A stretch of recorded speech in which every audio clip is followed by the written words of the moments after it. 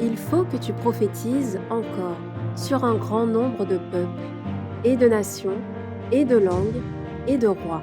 Apocalypse 10, verset 11. Telle est la mission que nous avons accepté de remplir jusqu'à ce que la terre soit éclairée de la gloire de Dieu.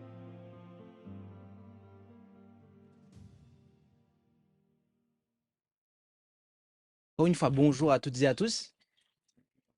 Euh, merci de m'accueillir en tant qu'orateur.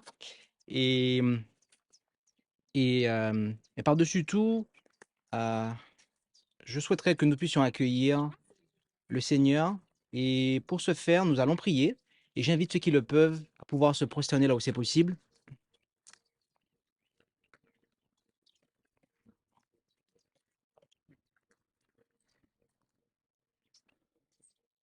Notre Dieu, notre Père céleste, nous venons une fois de plus à ton trône, au trône de ta grâce, pour te demander de nous accorder ton Esprit Saint, afin que nous soyons rendus capables de comprendre ta parole et que cette parole puisse trouver la place qui lui revient dans le cœur de chacun d'entre nous et que celle-ci puisse porter du fruit jusque dans la vie éternelle. Bénis toutes celles et ceux qui auront à entendre ce message, ainsi que le moindre de tes serviteurs qui aura apporté ce message. Tout cela, nous te le demandons dans le nom de Jésus et pour ta gloire. Amen.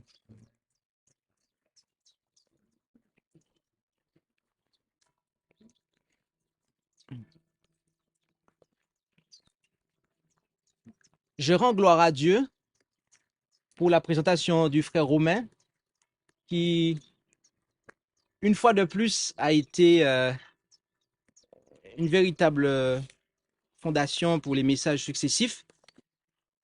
Et j'ai même eu peur qu'il prêche mon message. Je me suis dit que ça ne servait à rien que je puisse prêcher après. Mais je crois que cette présentation aura son utilité dans la mesure où je vais insister sur un point particulier. Comme vous le voyez à l'écran, pour ceux qui voient l'écran, le titre de ce message est La pluie de l'arrière-saison, dernier message et baptême d'amour. Dernier message et baptême d'amour. Considérons la pluie et pour ce faire, rendons-nous ensemble dans le livre du prophète Joël. Où allons-nous? Joël, et nous allons au chapitre 2 et au verset 23. Joël, chapitre 2, verset 23. Et là, nous sommes en mesure de lire Joël, chapitre 2, verset 23, où il est dit, en Joël 2, verset 23, « Et vous, enfants de Sion, égayez-vous et réjouissez-vous en l'Éternel votre Dieu, car il vous donne la pluie de la première saison dans une juste mesure, et il vous envoie une pluie abondante de la première et de la dernière saison comme autrefois. » Comme il a été dit, il y a deux saisons principales en Palestine, une saison sèche en été et une saison humide en hiver.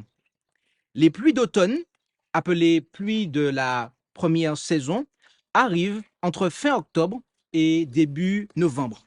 Elles servent à assouplir suffisamment le sol afin que le paysan puisse labourer et ensemencer leurs champs. Ces pluies restent relativement faibles, mais vers la fin de décembre, elles deviennent plus abondantes avec l'arrivée des pluies les plus fortes en janvier. L'eau de ces pluies pénètre profondément dans le sol et provoque la croissance de la culture. Cependant, une bonne récolte dépend toujours de la quantité et de la durée des pluies de l'arrière-saison. Ces dernières averses de la saison, qui arrivent entre mars et avril, et d'ailleurs nous sommes au mois d'avril, cette semaine se trouve dans le mois d'avril, eh bien, favorisent la maturation du grain. Et si les précipitations des derniers mois sont faibles, une mauvaise récolte pourrait en résulter, et ce même si les précipitations précédentes étaient bonnes. Par conséquent, une culture qui n'a pas d'abord reçu la pluie de la première saison ne pourra pas arriver à maturité après la pluie de l'arrière-saison. Ainsi, le cœur qui n'a pas d'abord reçu la pluie de la première saison ne bénéficiera pas de la pluie de l'arrière-saison. On va juste sauter une slide et se rendre dans l'aspect de la pluie de l'esprit. Et là, nous allons considérer Osée, chapitre 6, verset 3, qui est notre texte de base. Où allons-nous? Osée 6, verset 3. Osée, chapitre 6, verset 3. Et là, nous lisons ce qui suit en Osée 6, verset 3. Et nous connaîtrons l'Éternel. Nous nous attacherons à le connaître. Son lever se prépare comme celui de l'aurore. Et il viendra à nous comme la pluie de l'arrière-saison qui arrose la terre. J'aimerais vous inviter à bien considérer ce passage, qui est notre texte de base pour ce séminaire. Il est dit que « Et nous connaîtrons l'Éternel. Et nous nous attacherons à le connaître. » Il y a 2 fois le mot « connaître » dans ce verset. Le premier mot, traduit par « connaître », connaîtrons, signifie la connaissance intellectuelle. Le deuxième, qui est traduit par « attacheront à le connaître », signifie la connaissance expérimentale.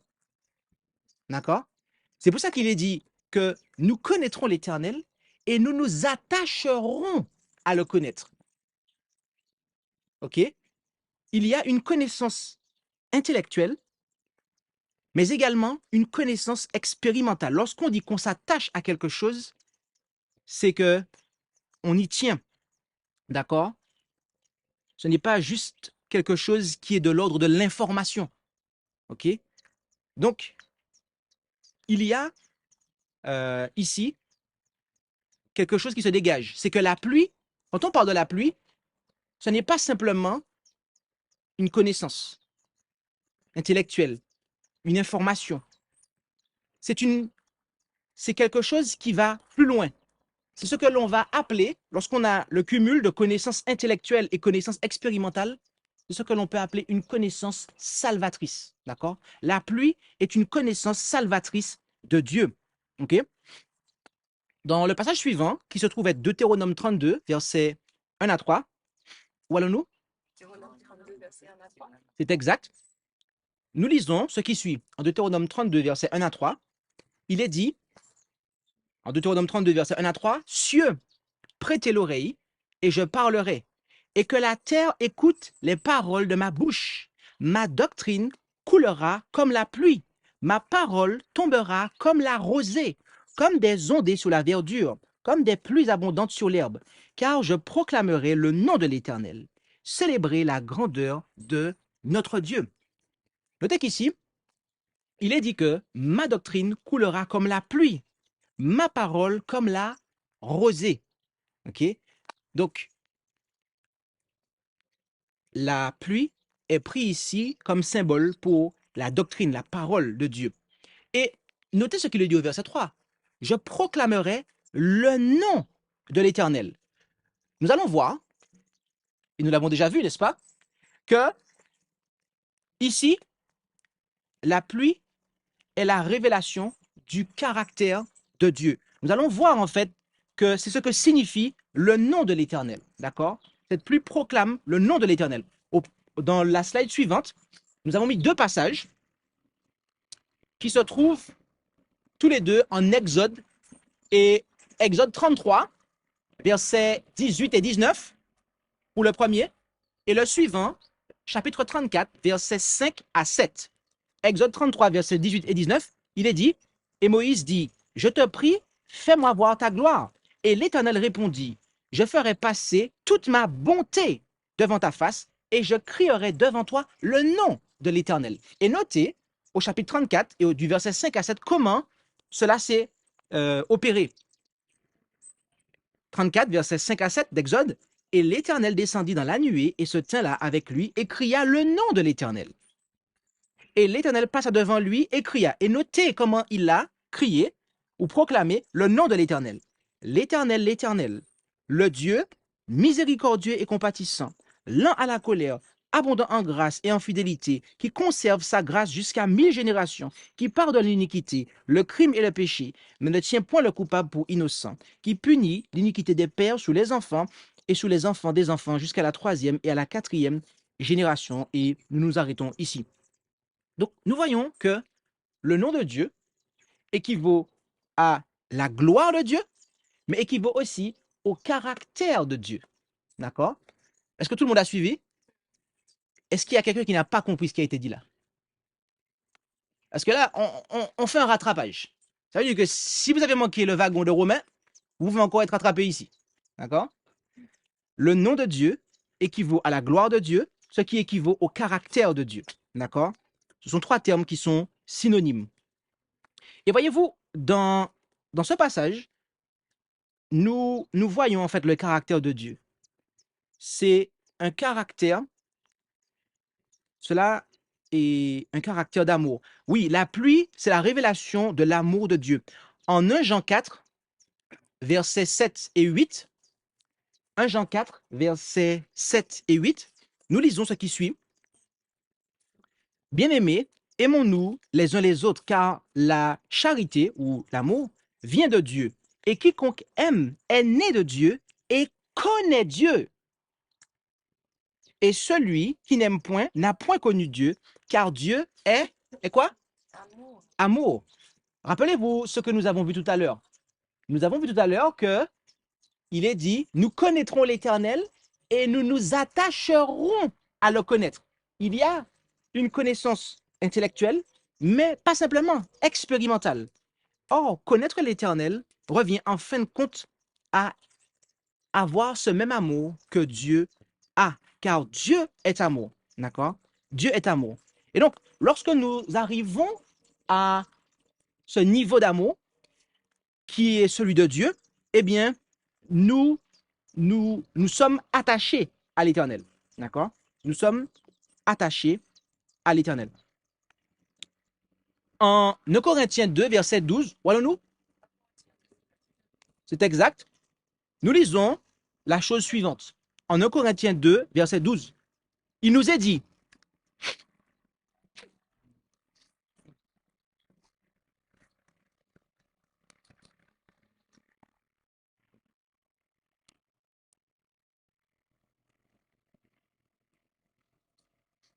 nous lisons, pour nous, nous n'avons pas reçu l'esprit du monde, mais l'esprit qui vient de Dieu pour connaître les choses qui nous ont été données de Dieu.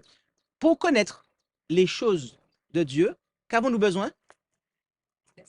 De l'esprit de Dieu. Amen. Nous avons besoin de l'esprit de Dieu. Car c'est l'esprit, en fait, qui va nous communiquer l'amour de Dieu. En effet, en Galates 5, verset 22, où allons-nous? C'est exact. Galates 5, verset 22, nous lisons ce qui suit. En Galates 5, verset 22, il nous est dit, mais le fruit de l'esprit, c'est l'amour, la joie, la paix, la patience, la bonté, la bienveillance, la foi, la douceur, la maîtrise de soi. Donc, la révélation de l'amour de Dieu s'obtient par quel moyen? L'esprit. La révélation de l'amour de Dieu s'obtient par l'esprit, en fait. Et c'est pour cela qu'il nous a été dit ce qui suit. Le Seigneur, notez bien cela, le Seigneur utilise ces processus naturels pour représenter l'œuvre du Saint-Esprit. Tandis que la rosée et la pluie sont donnés en premier pour la germination de la semence, puis pour mûrir la moisson, de même, le Saint-Esprit est accordé en premier lieu pour mener d'étape en étape le processus de la croissance spirituelle. Le mûrissement du grain représente l'achèvement de l'œuvre de la grâce de Dieu dans l'âme. Par la puissance du Saint-Esprit, l'image morale de Dieu dans le caractère est portée à la perfection. Nous sommes appelés à être complètement transformés en la ressemblance du Christ. Nous avons vu que Dieu est amour, d'accord? Donc, être ressemblé à l'image de Dieu, d'accord? Avoir un caractère similaire au sien, eh bien, c'est avoir, c'est obtenir en fait cet amour. Et ce qui est possible par l'action du Saint-Esprit symbolisé et par les pluies, d'accord? Intéressons-nous à la pluie de la première saison. À la pluie de la première saison. Et nous allons commencer en Jean chapitre 20, verset 22. Jean chapitre 20, verset 22, où Jésus déclara la chose suivante. Où allons-nous? C'est exact. Et Jésus déclara, recevez le Saint-Esprit. C'est ce qu'il déclara. Quand il lui dit cela, il souffla sur eux et leur dit, recevez le Saint-Esprit.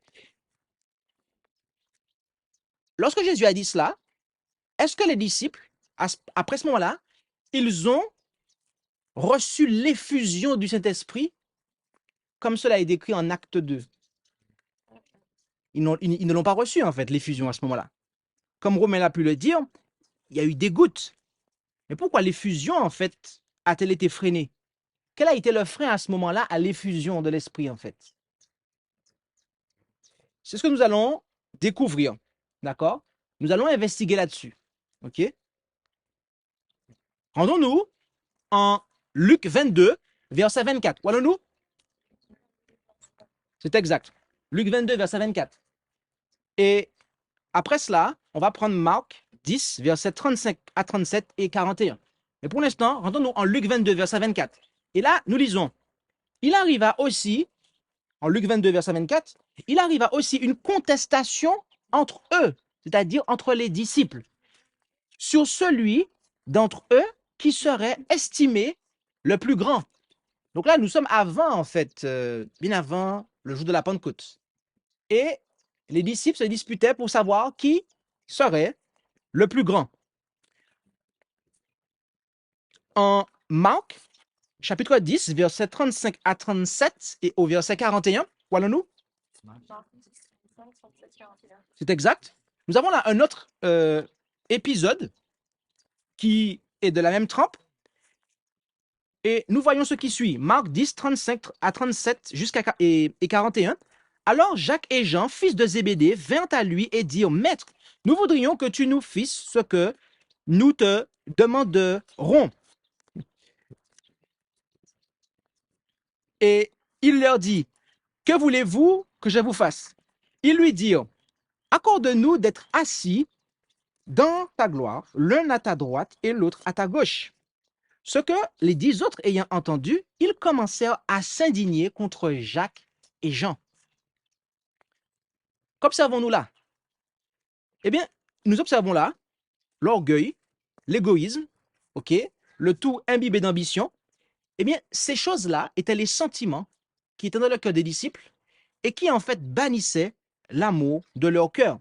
Voilà quel était le frein à la réception de l'effusion de l'esprit. Et ces sentiments étaient tellement présents, d'accord, que ils en sont arrivés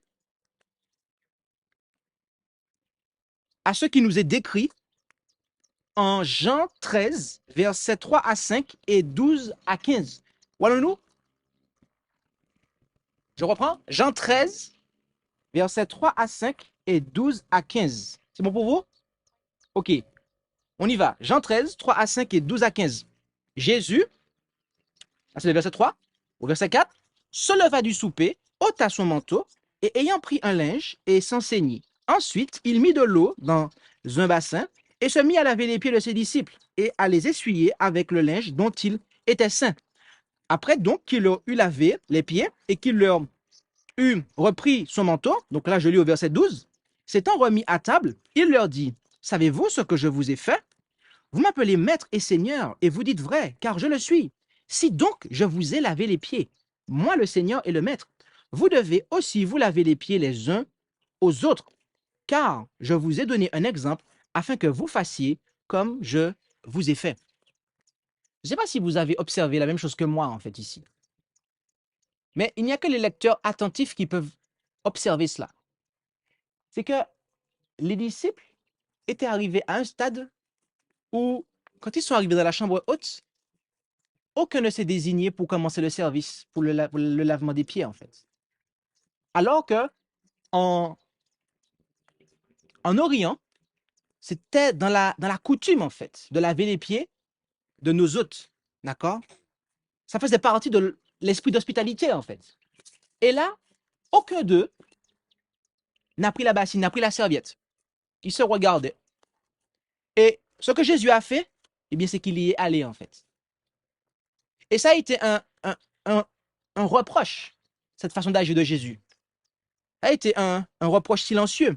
Et il n'est pas resté que silencieux parce qu'il leur a dit après, au verset 14, si donc je vous ai lavé les pieds, donc ce qui laisse entendre que vous ne l'avez pas fait, moi le Seigneur et le Maître, donc ce qui laisse entendre que vous êtes à mon service normalement, vous devez aussi vous laver les pieds les uns aux autres. Donc, l'esprit de contestation, l'orgueil, l'égoïsme qui bannissait l'amour de leur cœur était tel que cela les empêchait d'être au service d'autrui. Et cela a continué jusqu'où, d'après vous? Jusqu'à la chambre haute? Alors, tu dis jusqu'à la chambre haute, d'accord. Le point que je veux mettre sur la table, c'est que cela a même continué jusqu'après la croix.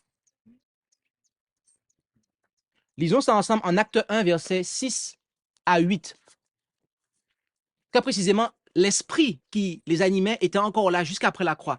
Acte 1, versets 6 à 8. Et là encore, il faut être attentif pour le comprendre.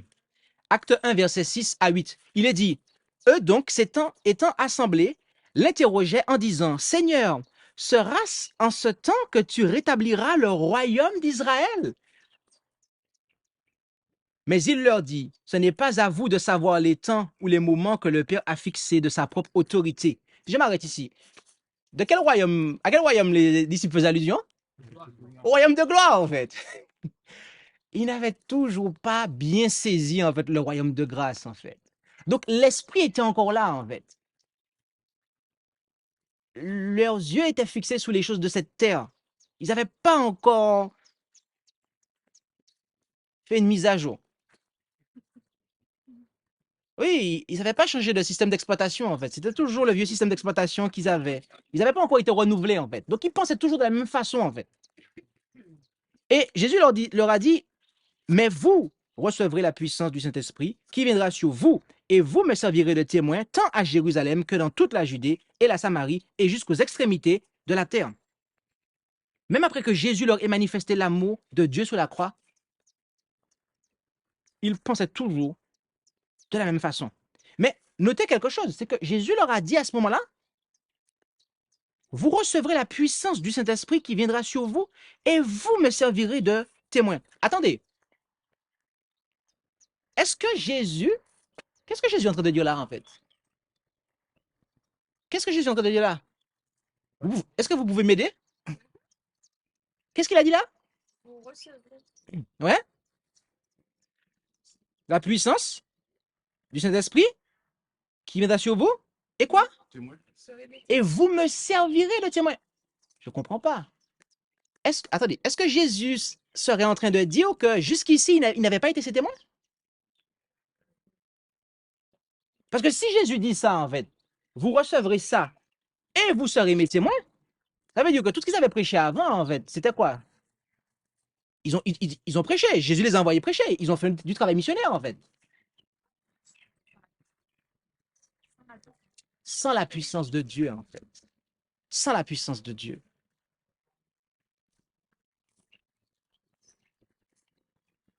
Rendons-nous en acte 1, restons en acte 1, mais lisons du verset 4 à 5. Le verset 4 et 5, acte 1, 4 et 5. Et les ayant assemblés, il leur commanda de ne point s'éloigner de Jérusalem, mais d'y attendre la promesse du Père, laquelle, dit-il, vous avez entendu de moi, c'est que Jean a baptisé d'eau, mais que vous serez baptisés du Saint-Esprit dans peu de jours. Pourquoi Jésus commanda aux disciples de rester à Jérusalem? Pour quelle raison? Après tout ce qu'on a vu là, c'est assez évident, non? Pour recevoir cette puissance. D'accord? Et comment cela allait s'opérer? Lisons ça ensemble en Éphésiens 4, versets 30 à 32. Voyons-nous? C'est exact. Éphésiens 4, 30 à 32, où nous lisons: et ne contristez point le Saint-Esprit de Dieu, ce que faisaient les disciples.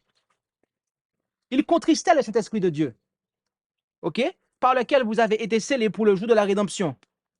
Et notez les choses, hein, parce que ces choses-là, c'est exactement ce qu'il y avait entre eux à ce moment-là, en fait. Que toute amertume, ok, oui, c'est ce qu'il y avait entre eux, en fait, parce que il y en a qui étaient indignés contre les autres, en fait, de voir le comportement qu'ils avaient. Toute animosité, oui, c'est indigné.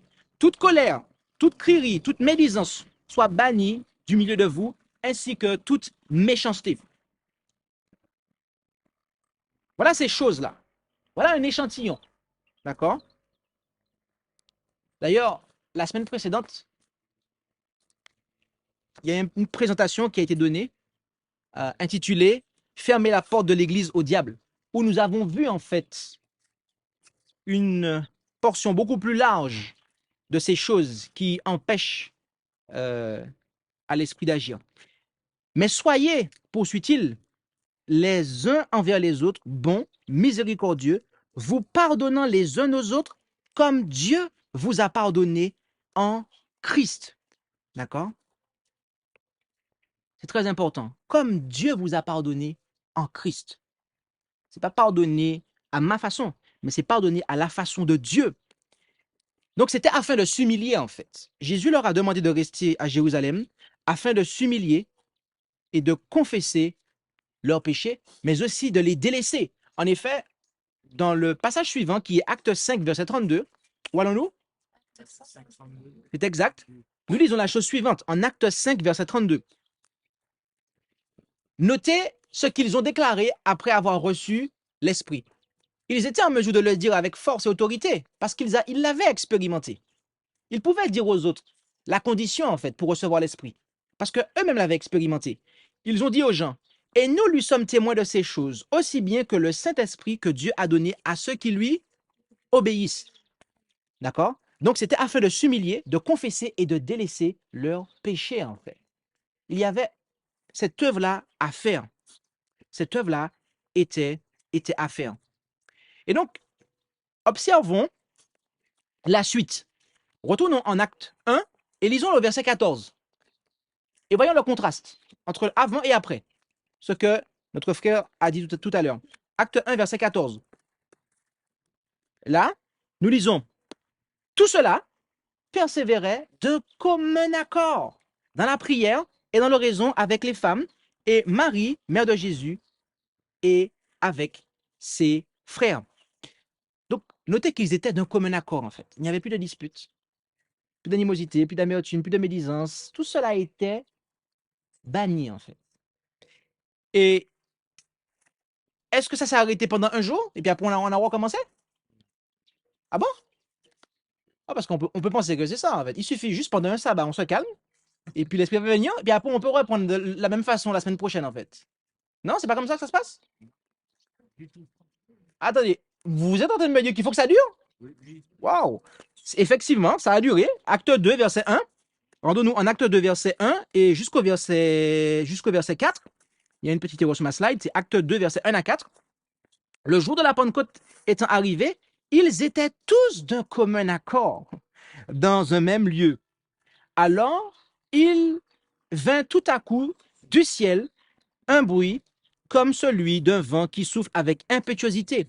Et il remplit toute la maison où ils étaient, et il leur apparut des langues séparées comme de feu, et qui se posèrent sur chacun d'eux. Et ils furent tous remplis du Saint-Esprit, et ils commencèrent à parler des langues étrangères selon que l'Esprit les faisait parler. Donc, les différents, en fait, ayant été éliminés, l'Esprit pouvait venir et rester. L'Esprit a pu venir et rester parce que les différents ont été éliminés et ont été maintenus dans la poubelle, en fait. Vous savez, dans un ordinateur, vous pouvez mettre des dossiers dans la poubelle, mais vous pouvez aussi les restaurer, en fait. Et des fois, je fais ça. Et des fois, je supprime quelque chose, et je dis, ah mince, je le remets dans mon bureau, en fait.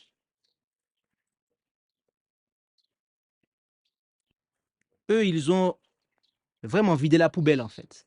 Parce que s'ils n'avaient pas vidé la poubelle, l'esprit n'aurait pas pu rester, en fait.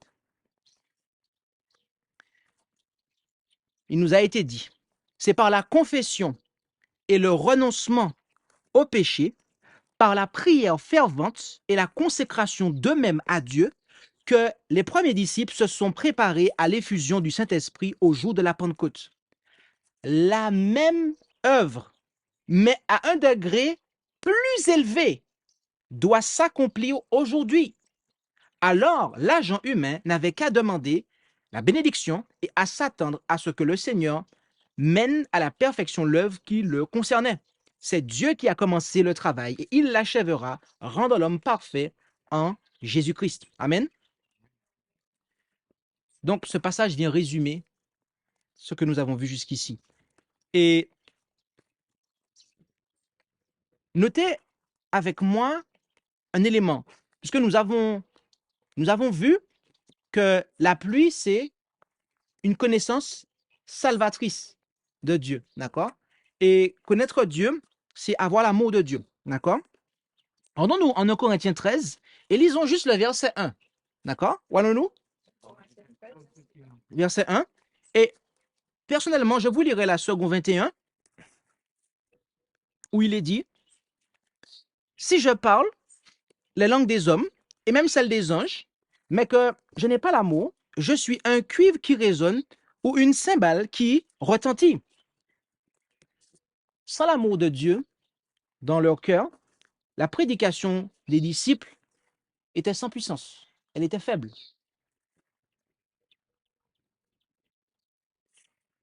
Mais avec l'amour du Christ dans leur cœur, notez ce qui a pu se produire. Éphésiens 4, verset 15. Éphésiens 4, verset 15. Éphésiens 4, verset 15. Nous lisons là, en Éphésiens 4, verset 15. Mais en disant la vérité dans l'amour, et je lis en second 21, mais en disant la vérité dans l'amour, nous grandirons à tout point de vue vers celui qui est la tête, à savoir Christ. Donc, c'est avec la puissance de l'amour que confère l'Esprit du Christ que la semence de la vérité a pu porter du fruit. Les disciples connaissaient l'Évangile. Jésus leur avait enseigné l'Évangile. Ils avaient prêché l'Évangile. Mais il leur manquait cette puissance. Il leur manquait cet amour du Christ pour que cette semence, eh bien, puisse porter du fruit.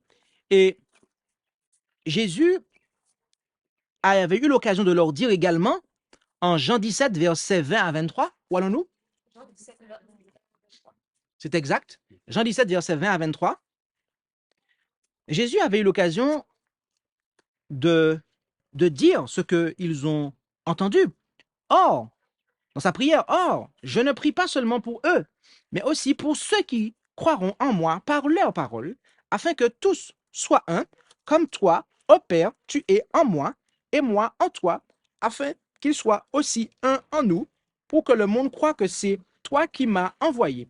Je leur ai donné la gloire que tu m'as donnée, afin qu'ils soient un, comme nous sommes un, moi en eux et toi en moi, afin qu'ils soient parfaitement un, et que le monde connaisse que tu m'as envoyé et que tu les aimes comme tu m'as aimé. L'unité de l'Église d'accord, manifesta l'amour de Dieu. Et c'est encore ce qui est à venir. Et lorsque ils sont arrivés à ce stade, eh bien, notez quel fut le résultat. Notez quel fut le résultat en acte 2, versets 37 à 41. Où allons-nous? C'est exact. Acte 2, verset 37 jusqu'à 41. Juste après la prédication de Pierre, il nous est dit, au verset 37, ayant entendu ces choses, ils furent touchés de compunction en leur cœur. Donc les auditeurs, et dirent à Pierre et aux autres apôtres, hommes, frères, que ferons-nous? Et Pierre leur dit, repentez-vous et que chacun de vous soit baptisé au nom de Jésus-Christ pour la rémission de ses péchés, et vous recevrez le don du Saint-Esprit, car la promesse a été faite à vous et à vos enfants, et à tous ceux qui sont éloignés, autant que le Seigneur notre Dieu en appellera. Et il les conjurait par plusieurs autres discours et les exhortait en disant, sauvez-vous de cette race perverse. Ceux donc qui reçurent de bon cœur sa parole furent baptisés, et en ce jour-là, environ 3000 âmes furent ajoutées aux disciples. Donc, les disciples avaient mis de côté leurs différends. Ils avaient reçu l'esprit du Christ. Ils avaient reçu l'amour du Christ. Ils ont prêché avec cette puissance. Et résultat, les cœurs furent touchés et gagnés à Jésus. Les cœurs furent touchés et gagnés à Jésus. Et c'est pour ça qu'il nous a été dit, l'Esprit descendit sur les disciples qui attendaient dans la prière. OK. Merci de votre amour, de votre patience. Donc, nous avons vu ici qu'il y avait des choses qui, dans le cœur des apôtres, freinaient la réception de l'Esprit. Et les apôtres ont dû, eh bien, confesser et délaisser ces choses de sorte que, eh bien, la voie soit libérés pour la réception de l'Esprit, de sorte qu'ils puissent recevoir l'amour du Christ dans leur cœur et que cet amour du Christ puisse leur donner la puissance dont ils avaient besoin pour que leur travail d'évangélisation soit effectif. Et c'est pour cela qu'il nous a été dit, l'Esprit descendit sur les disciples qui attendaient dans la prière avec une plénitude qui atteignit le cœur de chacun. Celui qui est infini se révélait avec puissance à son Église. C'était comme si, pendant des siècles, cette force avait été contenue. Maintenant, le ciel se plaisait à déverser sur les croyants les richesses de la grâce de l'Esprit. Sous son influence, les paroles de repentance et de confession se mêlaient aux chants de louange pour le pardon des péchés. On entendait des accents de reconnaissance et des paroles prophétiques. Le ciel tout entier s'abaissait pour contempler et adorer la sagesse de l'amour incomparable et incompréhensible. Émerveillés, les apôtres s'écriaient. Quoi? Voici l'amour. Ils saisirent le don qui leur avait... Je reprends. Émerveillés, les apôtres s'écriaient. Voici l'amour. Ils saisirent le don qui leur était accordé. Et que s'ensuivit-il? L'épée de l'esprit, nouvellement affinée et trempée dans les éclairs du ciel, se fraya un chemin parmi l'incrédulité. Des milliers se convertirent en un seul jour. Donc, on voit que le travail d'évangélisation a été très fructueux. Pourquoi? Parce que la vérité était prêchée avec l'amour même de Jésus. Et comme on l'a vu, les apôtres ont persévéré dans cet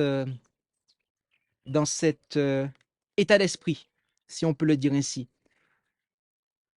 à tel point qu'ils recevaient chaque jour ce baptême. En effet, en acte 2, verset 46, qu'on n'a pas encore lu, mais rappelez-vous qu'en acte 1, verset 14, on a vu qu'ils persévéraient de commun accord, que cela ne s'est pas arrêté là, que lors même que l'Esprit a été répandu sur eux, ils étaient de commun accord, Et en acte 2, verset 46, qui se trouve être après, en fait, qu'il y ait eu les 3000 conversions, notez ce qu'il est dit en acte 2, verset 46. Et ils étaient tous les jours assidus au temple d'un commun accord.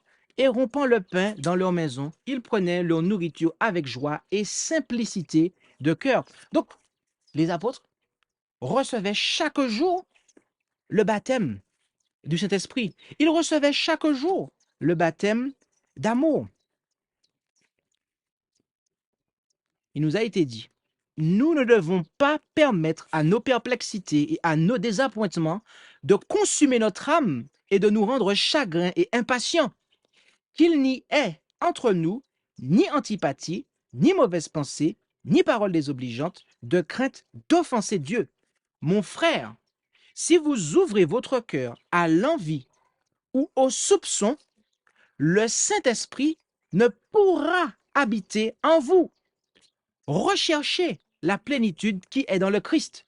Travaillez dans ce sens, que chacune de vos pensées, de vos paroles, de vos actions le révèle. Il vous faut recevoir chaque jour le baptême de l'amour, celui que reçurent les apôtres et qui les amena à avoir une même pensée. Permettez-moi de relire cette phrase. Il vous faut recevoir chaque jour le baptême de l'amour, celui que reçurent les apôtres et qui les amena à avoir une même pensée.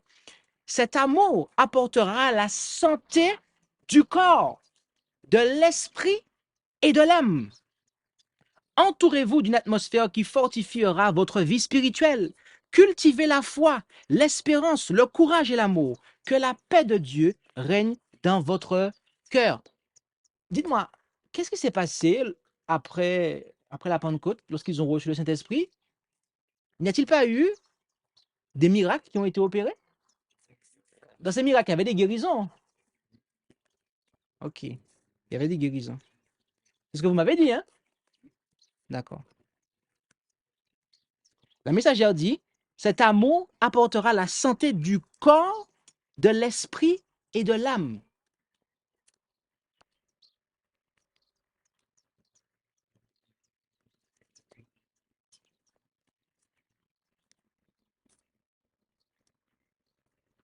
Un cœur joyeux est un bon remède, mais un esprit abattu dessèche les eaux.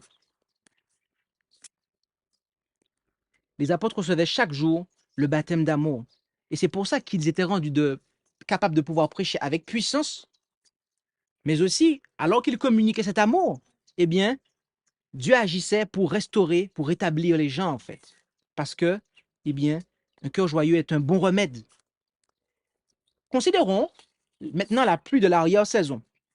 Et rendons-nous en Apocalypse à 18.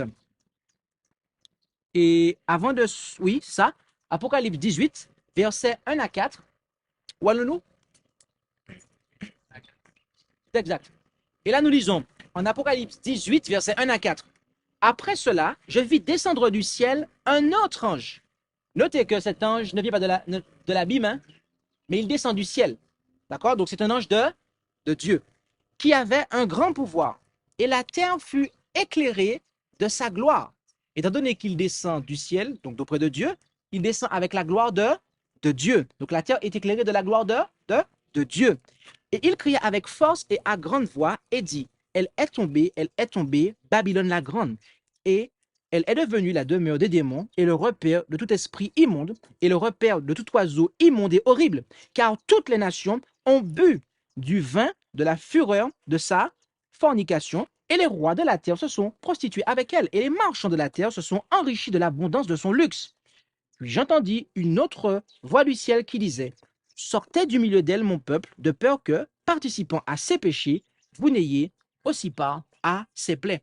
Nous avons ici la dernière révélation de l'amour de Dieu à un monde enténébré. Pourquoi? Parce que la terre, est-il dit, est éclairée de sa gloire, de la gloire de Dieu. Or, nous avons vu que la gloire correspond au nom, mais correspond aussi au caractère. Nous avons vu que le caractère de Dieu est un caractère d'amour. Mais le monde, est-il dit, sera plongé à nouveau dans les ténèbres. Ténèbres dans lesquelles il était plongé, d'accord, au cours du Moyen-Âge. Il sera à nouveau, en fait, plongé dans ces ténèbres. Pourquoi? Eh bien, à cause, en fait, de Babylone, d'accord? À cause de Babylone et de ses enseignements, en fait, qui ont dénaturé le caractère de Dieu. Et, et donc, la mission, en fait, du peuple de Dieu sera, justement, de révéler à nouveau ce caractère d'amour au monde. Les ténèbres, nous est-il dit, les ténèbres de la méconnaissance de Dieu enveloppent la terre.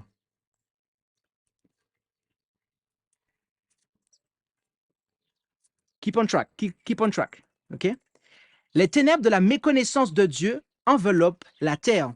Les hommes ont oublié son caractère. On l'a mal compris et faussement interprété.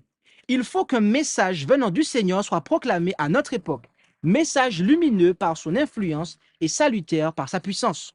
Nous avons à révéler au monde le caractère de Dieu. L'éclat de sa gloire, de sa bonté, de sa miséricorde et de sa vérité doit se répandre au milieu des ténèbres. Les derniers rayons de la lumière, de la grâce, le dernier message de miséricorde qu'il faut porter à l'humanité, c'est une révélation de son amour. Les enfants de Dieu sont appelés à manifester sa gloire. Dans leur vie et leur caractère, ils ont à témoigner de ce que la grâce de Dieu a fait pour eux. Donc, on le voit. On le voit que c'est la révélation de l'amour de Dieu à un monde enténébré. Sur la slide suivante, nous lisons « Le Seigneur appelle son peuple à se réveiller de sa léthargie. La fin de toute chose est proche. Lorsque ceux qui connaissent la vérité deviendront les collaborateurs de Dieu, les fruits de la justice apparaîtront. Par la révélation de l'amour de Dieu dans l'effort missionnaire, beaucoup seront réveillés afin de voir le caractère pécheur de leur propre ligne de conduite. Ils verront que dans leur passé, leur égoïsme les a disqualifiés d'être ouvriers avec Dieu. L'exposition de l'amour de Dieu tel qu'il est perçu dans le ministère désintéressé auprès des autres sera le moyen d'amener de nombreuses âmes à croire la parole de Dieu telle qu'elle se lit. Donc, c'est exactement en fait ce qui s'est passé avec les apôtres. D'accord? Lorsque nous aurons cette puissance que nous donne l'Esprit de Dieu, à savoir l'amour de Dieu, eh bien, nous serons beaucoup plus crédibles. C'est-à-dire que notre prédication aura beaucoup plus de puissance pour gagner les âmes.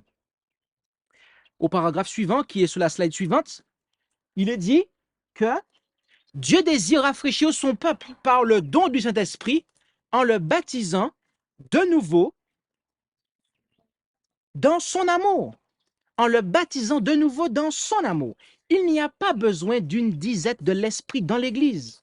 Après l'ascension du Christ, le Saint-Esprit vint sur ses disciples qui attendaient et priaient dans la foi avec une plénitude et une puissance qui touchèrent chaque cœur. Dans l'avenir, la terre doit être éclairée par la gloire de Dieu. Une divine influence émanant de ceux qui sont sanctifiés par la vérité doit s'exercer sur le monde. La terre doit être enveloppée d'une atmosphère de grâce. Le Saint-Esprit doit agir sur les cœurs humains, prenant ce qui est à Dieu pour le montrer aux hommes. Donc, voilà quelle sera la dernière révélation au monde. C'est la révélation de l'amour de Dieu. D'accord? Et pour ce faire, eh bien, il nous faut avoir l'expérience qui est décrite en 2 Corinthiens 3, versets 17 et 18, comme nous l'avons pris tout à l'heure avec Romain. On va le reprendre encore. 2 Corinthiens 3, versets 17 et 18, où il nous est dit ici que, nous sommes en quel passage? C'est exact. Et là, nous lisons, « Or, le Seigneur est l'Esprit. Et où est l'Esprit du Seigneur? Là est la liberté. Ainsi, nous tous qui, le visage découvert, contemplons comme dans un miroir la gloire du Seigneur. » Donc, de quoi parle-t-on ici? Ok, le caractère du Seigneur. nous sommes transformés à son image de gloire en gloire. D'accord? C'est-à-dire que notre caractère se transforme, il se sanctifie. OK? Comme par l'Esprit du Seigneur. OK? Donc, jour après jour, il se rapproche alors que nous contemplons le Seigneur.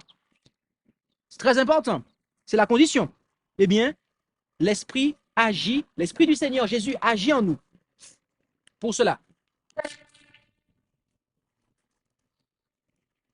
Et c'est l'expérience qu'il nous faut avoir. C'est l'expérience qu'il nous faut avoir. Rendons-nous maintenant en Matthieu 13, verset 12. Où allons-nous?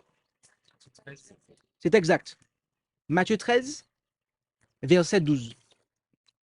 Et là, nous lisons en Matthieu 13, verset 12, car on donnera à celui qui a, et il aura encore davantage. Mais pour celui qui n'a pas, on lui ôtera même ce qu'il a.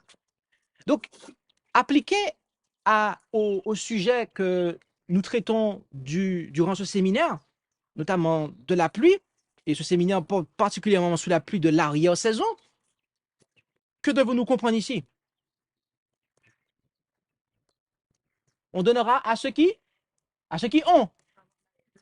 Exactement, en fait. Si nous n'avons pas d'abord reçu la pluie de la première saison, donc si nous n'avons pas l'expérience des apôtres, si elle n'est pas notre expérience, on ne pourra pas bénéficier de la pluie de l'arrière-saison, en fait.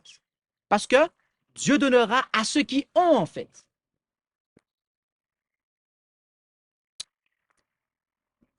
Mais la grâce représentée par la première pluie ne doit pas être négligée.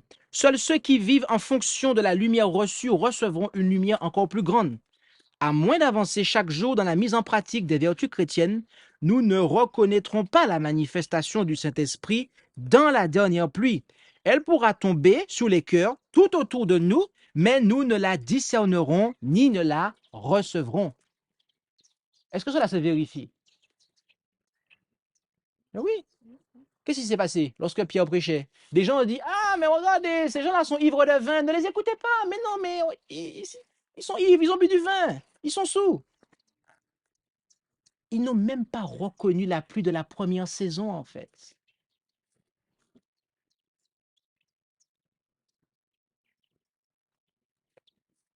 Pourquoi?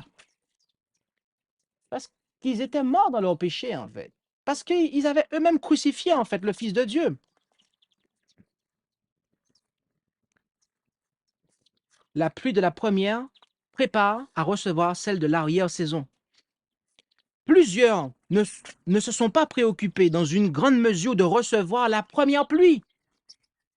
Ils n'ont pas obtenu tous les bénéfices que Dieu leur avait préparés. Ils s'attendent à ce que le manque soit comblé par la dernière pluie. Quand la plus riche abondance de la grâce sera répandue, ils comptent ouvrir leur cœur à sa réception. Et notez comment l'inspiration conclut ça. Ils commettent une erreur terrible. Ils commettent, les gens qui font cela, une erreur terrible. L'œuvre que Dieu a commencée dans le cœur humain en donnant sa lumière et sa connaissance doit sans cesse être poursuivie. Chaque individu doit discerner, ok? Je reprends, chaque individu doit discerner son propre besoin. Le cœur doit être vidé de toute souillure et purifié pour être rempli de l'esprit. Ok? Sur la slide suivante, nous avons eu l'occasion de présenter comment recevoir le Saint-Esprit d'une façon beaucoup plus vaste et comme cela avait été marqué précédemment, comme Romain l'avait fait. Donc, n'hésitez pas à consulter cette présentation. Nous allons conclure, ok? Et notez avec moi la définition de l'amour. Puisque le baptême que nous devons recevoir, c'est le baptême de quoi? C'est le baptême de quoi? C'est quel baptême qu'on doit recevoir? Ok? Quel baptême qu'on doit recevoir? Le baptême d'amour, n'est-ce pas? D'accord, on est d'accord. Donc, quand on parle de baptême du Saint-Esprit, on parle de baptême, ok, de l'amour de qui? Mais c'est quoi l'amour de Dieu, en fait? Ok, on va regarder la définition. L'amour est patient. 1 Corinthiens 13, 4 à 7. Il est plein de bonté. L'amour, alors on voit ce que c'est, mais ce que cela n'est pas. D'accord? Parce qu'il y a un faux amour, il y a une fausse charité, en fait. L'amour est patient, il est plein de bonté. Il n'est pas envieux, il ne se vante pas, il ne s'enfle pas d'orgueil, il ne fait rien de malhonnête, il ne cherche pas son intérêt, il ne s'irrite pas, il ne soupçonne pas le mal, il ne se réjouit pas de l'injustice, mais il se réjouit de la vérité. Il pardonne tout, il croit tout, il espère tout, il supporte tout. Ok? Et j'ai lu en second 21, parce qu'il est question d'amour et pas de charité, d'accord? L'amour. Voilà la définition, en fait, de l'amour. Et voyez-vous, il se passe quelque chose de terrible. Et nous l'avons esquissé tout à l'heure en lisant Apocalypse 18. Et Jésus fait allusion à ça d'une façon. En Matthieu 24, versets 11 à 13. En effet, lisons ensemble. Quel livre? Chapitre 11 à 13. Merci. Matthieu 24, 11 à 13. Et lisons l'enchaînement des choses. Et notez bien cela, d'accord? Il est dit, et plusieurs faux prophètes, dit Jésus, s'élèveront et en séduiront plusieurs. Et parce que l'iniquité prévaudra, l'amour de plusieurs sera refroidi. Mais celui qui persévérera jusqu'à la fin, donc jusqu'à la persévérer dans quoi? Celui-là sera sauvé. Donc dans l'amour de Dieu, en fait, le vrai amour. Notez que Jésus dit qu'il y aura de faux prophètes qui vont, si vous me faites l'expression, qui vont sévir, en fait. Ils vont s'élever, en fait, et ils vont exercer. Et il y en a qui seront séduits. Et juste après, il dit, parce que l'iniquité prévaudra. En fait, les faux enseignements, d'accord, amènent l'iniquité, en fait. Les faux enseignements nous conduisent dans le péché, nous conduisent dans l'iniquité, en fait. Et cela a pour conséquence, encore, la disparition de l'amour. Donc, faux enseignements, péché, disparition de l'amour. Et c'est ce qu'on voit, mes amis. Et je pense que nous tous, nous avons des yeux, des oreilles, nous observons ce qui se passe dans ce monde et nous voyons ces choses, en fait. Et même les gens du monde eux-mêmes reconnaissent que l'amour est en train de disparaître sur cette terre.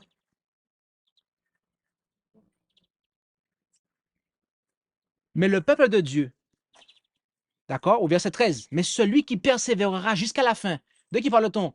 De ceux qui gardent les commandements de Dieu et la foi de Jésus. Au passage, cela signifie que ceux qui gardent les commandements de Dieu et la foi de Jésus, ils ont l'amour de Dieu, en fait. Parce que l'amour, la charité, c'est l'accomplissement de la loi. D'accord? Eh bien, c'est dans ce contexte-là, en fait, que nous sommes en train d'évoluer. Et notons la source de l'amour. Notons comment cela nous est révélé parfaitement. En 1 Jean 4, versets 7 à 11, où allons-nous? C'est exact. Il nous est dit, bien-aimés, aimons-nous les uns les autres, car la charité vient de Dieu. Et quiconque aime est né de Dieu et connaît Dieu. Donc c'est ce qu'on a vu tout à l'heure. La pluie, en fait, c'est une connaissance salvatrice qui implique la connaissance intellectuelle mais expérimentale. D'accord? Et c'est lorsqu'on aime, en fait, qu'on connaît Dieu. Verset 8. Celui qui n'aime point n'a point connu Dieu, car Dieu est amour. Verset 9. L'amour de Dieu envers nous apparut en ce que Dieu a envoyé son Fils unique dans le monde afin que nous vivions par lui. Et il poursuit encore au verset 10 en disant, en ceci est l'amour, c'est que ce n'est pas nous qui avons aimé Dieu, mais que c'est lui qui nous a aimés et a envoyé son Fils en propitiation pour nos péchés. Donc, ici, Jean nous présente l'amour de Dieu. C'est Dieu qui a fait le premier pas, en fait. C'est Dieu qui vient à nous. alors que nous sommes en fait, de par nos péchés, nous nous sommes rendus ennemis en fait de Dieu. En ceci est l'amour, c'est que ce n'est pas nous qui avons aimé Dieu, mais que c'est lui qui nous a aimés et a envoyé son Fils en propitiation pour nos péchés. Jésus nous a manifesté cela en fait. Jésus était servi par les anges du ciel. Et il a quitté son trône de gloire pour venir sur cette terre déchue par le péché. Et il a, pendant 3 ans et demi, évolué notamment avec des hommes qui, au bout de 3 ans, ils n'étaient toujours pas, en fait, capables de se laver les pieds les uns aux autres. Et il leur a lui-même, lavé les pieds. Mais il ne s'est pas contenté de faire que cela, mes amis. Il a donné sa vie pour nous. Il a consenti à être séparé de son Père. Et lorsque Jésus a donné sa vie, mes amis, Jésus était prêt véritablement à être séparé de son Père pour que nous, on puisse être avec lui.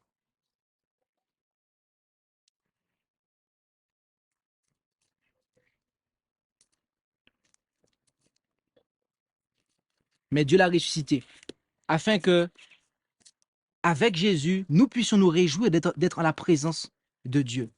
Et donc, c'est dans cet esprit-là, en fait. Verset 11, bien-aimés, si Dieu nous a ainsi aimés, nous devons aussi nous aimer les uns les autres. Nous devons aussi nous aimer les uns les autres de cette manière. Et donc, c'est ce que nous sommes appelés à contempler, parce que c'est en contemplant que nous serons transformés, comme nous l'avons vu en 2 Corinthiens. Et le dernier passage est le suivant. Comme Romain l'avait pris, Jacques 5, versets 7 à 9. Jacques 5, versets 7 à 9. Où il est dit, « Frères, attendez donc patiemment jusqu'à l'avènement du Seigneur. Voici, le laboureur attend avec patience le précieux fruit de la terre jusqu'à ce qu'il ait reçu la pluie de la première et de l'arrière-saison. Vous aussi, attendez patiemment, affermissez vos cœurs, car l'avènement du Seigneur est proche. » Verset 9. Frères, ne vous plaignez point les uns des autres, de peur que vous ne soyez condamnés. Voici, le juge est à la porte. Voici la patience, l'attente patiente dans laquelle nous devons être. Nous devons, autrement dit, persévérer inlassablement dans l'amour. Persévérer inlassablement dans l'amour de Dieu. Et ainsi, nous allons recevoir non seulement la pluie de la première, mais également de l'arrière-saison. Parce qu'en définitive, ce qui nous intéresse et ce que nous devons, ce à quoi nous devons travailler, c'est à recevoir la pluie de la première saison. Et à ce moment-là, si nous recevons, d'accord, le baptême d'amour de Jésus, qui nous manifeste l'amour de Dieu, eh bien, à ce moment-là, Dieu nous accordera davantage, puisqu'il accordera à ceux qui ont déjà. Il n'accordera pas à ceux qui n'ont pas. Il accordera à ceux qui ont, en fait. Donc, ce que nous devons avoir, c'est l'expérience des apôtres, d'accord? Nous devons avoir ce bagage-là, de sorte que le Seigneur puisse ajouter. Combien d'entre nous voulons être baptisés de l'Esprit? Combien d'entre nous voulons être baptisés d'amour? Alors, prions le Seigneur.